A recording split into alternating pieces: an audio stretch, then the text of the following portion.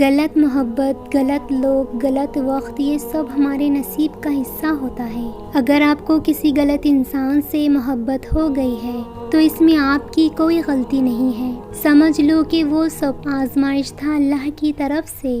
اگر آپ کو اب تک محبت نہیں ملی تو اس کا مطلب یہ نہیں کہ آپ میں ہی کوئی کمی ہے یا آپ برے ہیں، اس کا مطلب یہ ہے کہ اللہ نے آپ کے لیے بہت خاص محبت رکھی ہوئی ہے جس کا ابھی وقت نہیں آیا۔ اگر آپ کو لگتا ہے کہ آپ کے لیے کوئی شخص بھی نہیں ہے تو آپ غلط ہیں، کیونکہ یقیناً اللہ نے جوڑیاں بنائی ہیں تو اس نے یقیناً آپ کا بھی جوڑا بنایا ہوگا، لیکن اس تک پہنچنے کے لیے ابھی آپ کو کچھ مشکل سے، کچھ اور منزل سے گزرنا ہے۔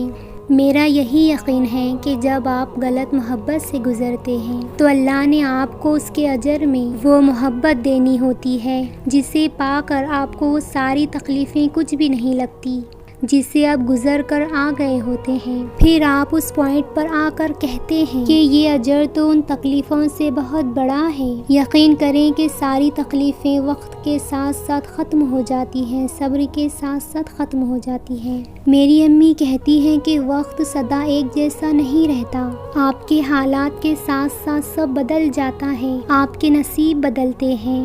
آج سے کچھ پل پہلے جہاں آپ تھے وہاں آج آپ نہیں ہیں، اور اس دوران آپ نے کتنے سارے راستے بدلے ہیں، کتنی منزلیں طے کی ہیں۔ بالکل ایسے ہی آہستہ آہستہ سب ٹھیک ہو جائے گا، بس یقین رکھنا سیکھیے، کیونکہ آپ بھلے ابھی کچھ نہ جانتے ہو کہ آپ کہاں جا رہے ہیں، لیکن اللہ سب جانتا ہے کہ اللہ آپ کو کہاں لے جا رہا ہے، اور یقین رکھیے کہ اللہ کا ساتھ ہی آپ کے لیے کافی ہے۔